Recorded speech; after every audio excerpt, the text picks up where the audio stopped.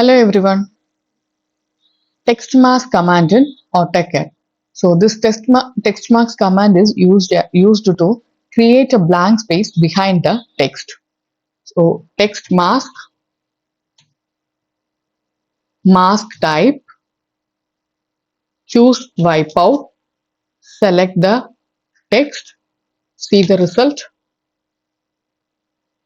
Another one, text mask, choose mask type, choose solid option, choose the color, select the text. So I want to enlarge this. So text mask, choose the offset. Here the value is 0.3. So I'm giving value is 0.6.